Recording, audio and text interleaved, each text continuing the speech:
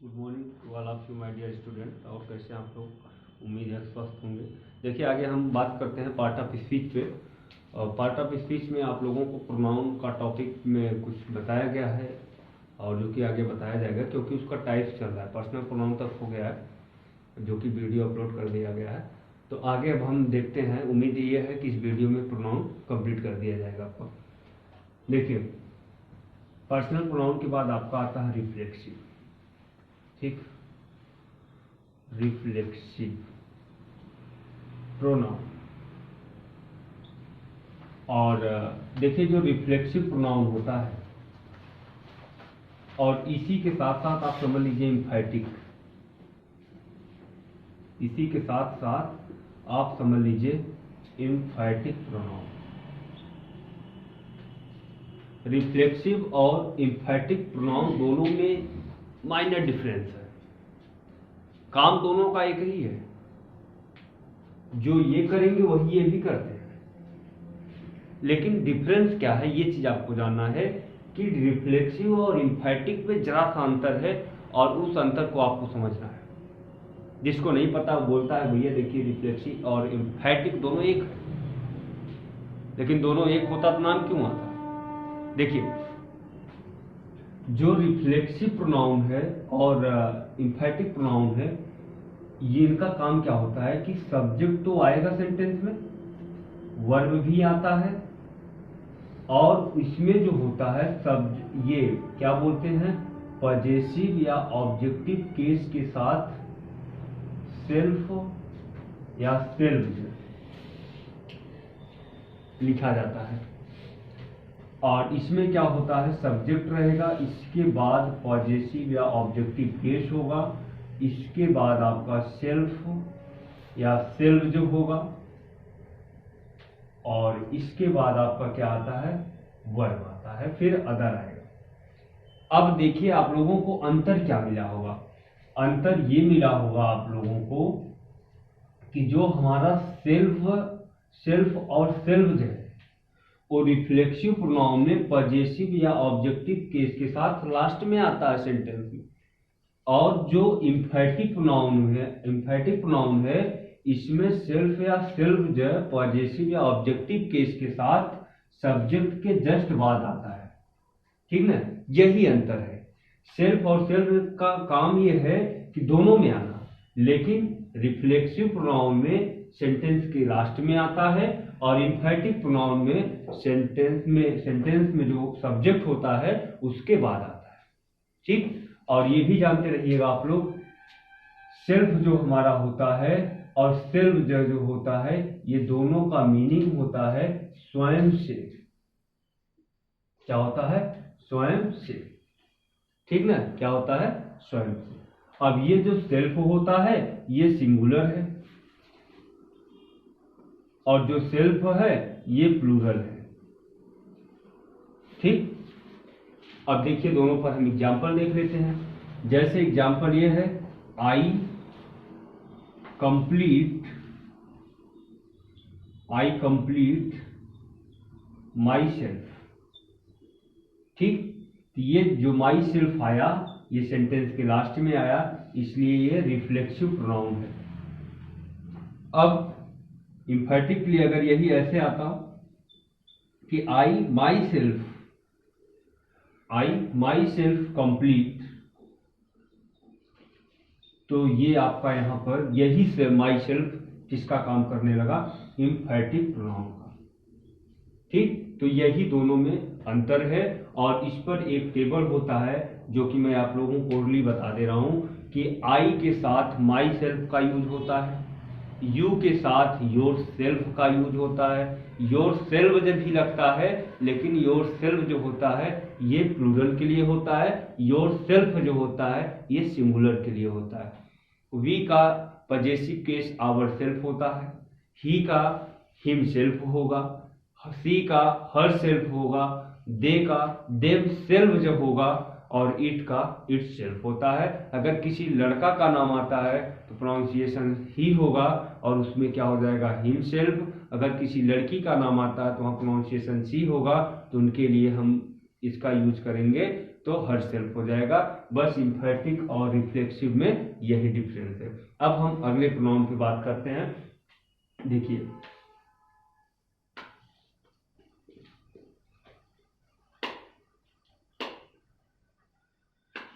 हाँ, तो अगला प्रोनाउन आपका आता है डिमॉन्स्ट्रेटिव। क्या आता है? Demonstrative pronoun.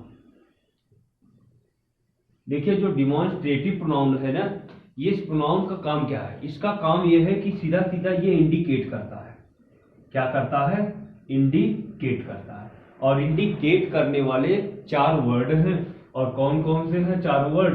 देखिए सिंगुलर और प्लूरल करके आते हैं, सिंगुलर में और प्लूरल में। इसमें क्या होता है? दिस, और दिस का प्लूरल क्या हो जाएगा? दीज। और इसमें दैट होगा तो यहां क्या हो जाएगा? दोज। ठीक, इसका मतलब होता है यह, और इसका मतलब होता है वह। इसका मतलब होगा ये सब, और इसका मतलब होता है वे सब। ठीक, मतलब क्या हो जाएगा कि डिमॉन्स्ट्रेटिव प्रोनाउन का काम है इंडिकेट करना।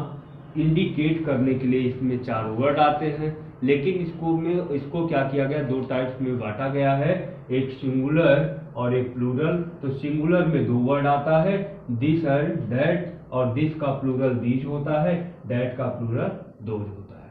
ठीक, अब देखिए इस प्रोनाउन को अच्छे से समझिएगा, क्योंकि ये एडजेक्टिव में भी आता है। डिमॉन्स्ट्रेटिव एडजेक्टिव क्या होता है ये आपको उसमें भी मिलेगा, बस यहाँ पर प्रोनाउन है, वहां एडजेक्टिव करके मिलेगा। इसलिए यहाँ पर अगर आपको सही से समझ में आया रहेगा तो आपको डिमॉन्स्ट्रेटिव एडजेक्टिव समझने में कोई प्रॉब्लम नहीं होगी। तो देखिए होता क्या है इसमें, सबसे पहले हम क्या लिखेंगे? दिस होगा या दैट होगा या क्या होगा? दीज होगा या दोज होगा।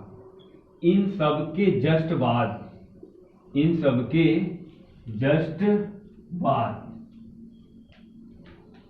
हेल्पिंग वर्ब आएगा, और उसके बाद तब अदर आएगा।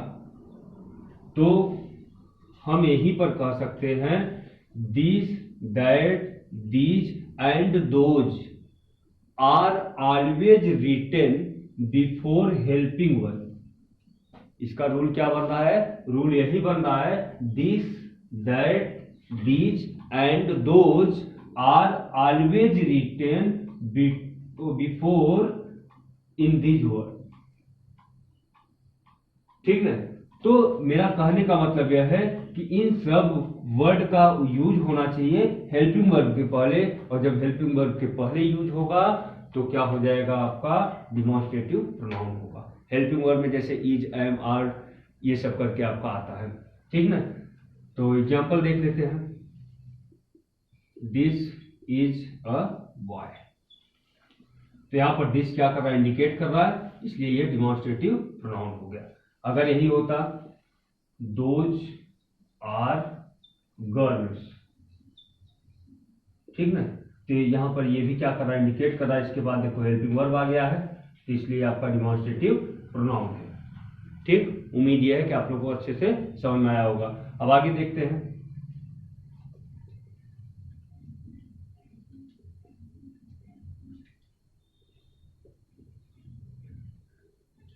इसके बाद आपका आता है रिलेटिव प्रोनाउन। रिलेटिव प्रोनाउन, देखिए इसमें काम क्या है इसका? रिलेटिव का मतलब यह होता है कि सेंटेंस को रिलेट करना, स्टेटमेंट को रिलेट करना, और रिलेट करने के लिए ये वर्ड आएगा आपका, हु आएगा, दैट आएगा, विच आएगा, ठीक है, वेयर आएगा, इट इज। ये सब वर्ड मिलकर के क्या करते हैं? सेंटेंस को रिलेट करते हैं। रिलेट करते हैं तो ये दोनों वर्ड ऐसे वर्ड हैं कि जो ज्यादा से करके ज्यादा रिलेट करते हैं। बस ये है, दोनों में अंतर समझ लीजिए। देखिए हु और दैट दोनों का मतलब होता है जो। ये आपका हु जो यूज किया जाता है ये लिविंग थिंग के लिए है। किसके लिए है? लिविंग थिंग के लिए। और दैट का यूज नॉन लिविंग और लिविंग दोनों के लिए है। ठीक। तो ऐसे कंडीशन में आपको समझना है हु का यूज केवल लिविंग थिंग के लिए, और वो भी पर्सन के लिए। लिविंग थिंग में किसके लिए? पर्सन के लिए। और दैट का यूज सबके साथ होता है, ठीक। अब जैसे एग्जाम्पल क्या होता है, एग्जाम्पल ये है कि he met a man, he met a man who gave me a pen, ठीक ना। तो क्या हो जाएगा, he met a man who gave me a pen. तो यहां पर हु क्या कर रहा है, इस मैन के लिए आया, और मैन क्या है? लिविंग थिंग है, और लिविंग थिंग में क्या है? ये पर्सन है, इसलिए यहां पर हु कौन सा प्रोनाउन हो गया आपका? Relative pronoun. अब देखिए अगर दैट के लिए देखते हैं तो दैट में क्या हो जाएगा, he found a book, he found a book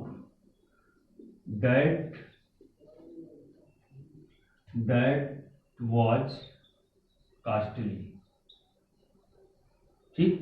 तो मतलब वह एक किताब पाया। अब ये किताब जो है ऑब्जेक्ट तो है, ऑब्जेक्ट में कौन सा ऑब्जेक्ट है? नॉन लिविंग है, और नॉन लिविंग होने की वजह से ये यहाँ पर क्या लगेगा? रिलेटिव प्रोनाउन दैट लगेगा, यहाँ पर हु नहीं बनेगा।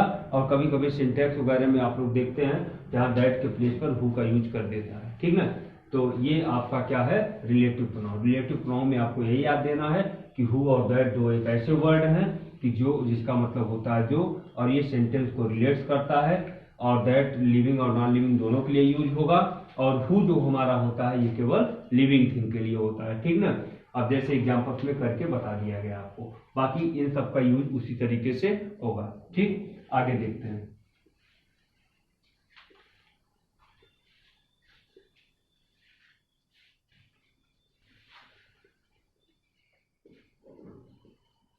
देखिए अगला आपका आता है इंट्रोगेटिव।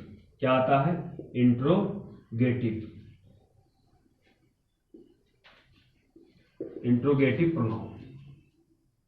देखिए इंट्रोगेटिव प्रोनाउन का मतलब यह होता है आस्क करना। क्या करना?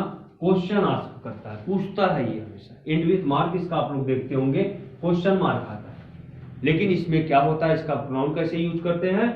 तो प्रोनाउन ऐसे यूज करेंगे, क्वेश्चन वर्ड के बाद हेल्पिंग वर्ब आना चाहिए, तो वहां पर आपका इंट्रोगेटिव प्रोनाउन होगा। इस बात को आप लोग अच्छे से याद रखिएगा। मतलब जिस क्वेश्चन वर्ड के बाद हेल्पिंग वर्ब आया होगा वहां पर आपका इंट्रोगेटिव प्रोनाउन होगा। इसमें आपको बहुत ज्यादा कुछ समझने की जरूरत नहीं है। एग्जाम्पल जैसे देखते हैं, हाउ डू यू डू। यहां देखिए हाउ ये आपका क्वेश्चन वर्ड है, और ये क्या है? आपका हेल्पिंग वर्ब है, और हेल्पिंग वर्ब के पहले क्वेश्चन वर्ड आया है। तो हमारा रूल यही कर रहा है, क्वेश्चन वर्ड के बाद हेल्पिंग वर्ब आना चाहिए। हेल्पिंग वर्ब आता है तो वहां पर हमारा इंट्रोगेटिव प्रोनाउन होगा, ठीक है। चलिए आगे देखते हैं हम लोग।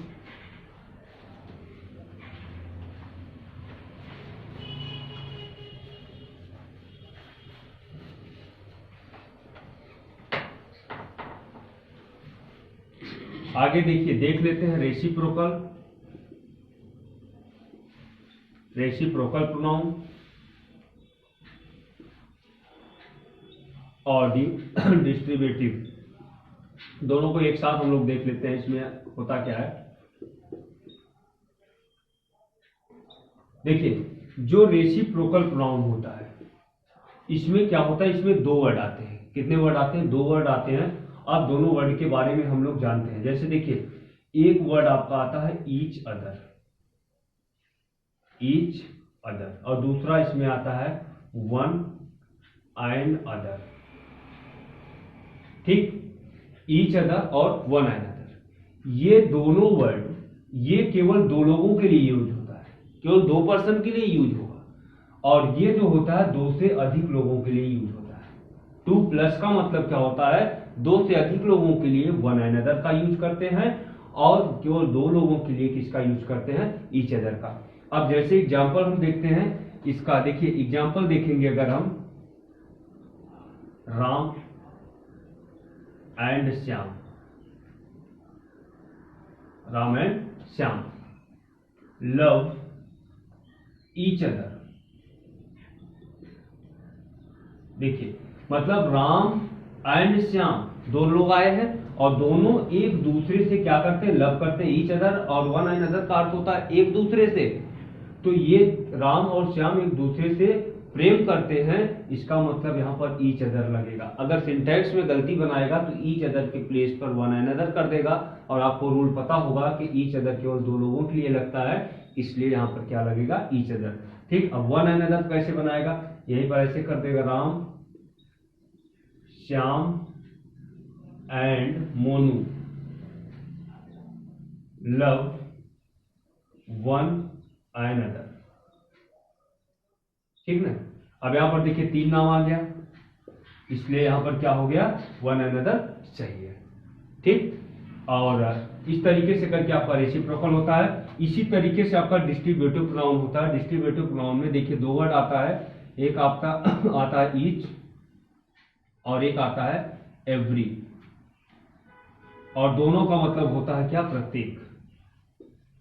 दोनों का मतलब क्या होगा, प्रत्येक होगा। और इसमें होता क्या है, ये केवल 2 लोगों के लिए यूज होता है, ये केवल 2 से अधिक लोगों के लिए यूज होगा, जैसे यहां पर आपको बताया गया है। ठीक ना। और इस तरीके से करके आपका प्रोनाउन कंप्लीट हो जाता है। अगर आप लोगों को कहीं से कोई प्रॉब्लम समझ में आती है तो आप कमेंट करके जरूर पूछिए अपने प्रॉब्लम को, पढ़िए अच्छे से, ध्यान दीजिए। That's all.